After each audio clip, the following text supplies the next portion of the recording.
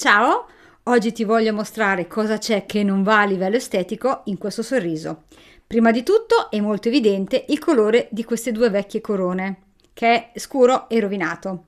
Ma in realtà ciò va a mascherare la vera problematica di questo sorriso, ossia che abbiamo a che fare con dei denti molto larghi e molto corti.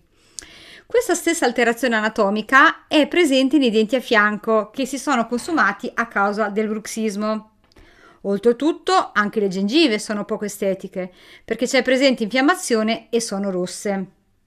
Ultimo elemento è la distanza tra questo punto, il labbro, e il bordo dentale. Questa distanza è troppo ampia e noi in gergo la chiamiamo gummy smile. Ti mostro come un adeguato trattamento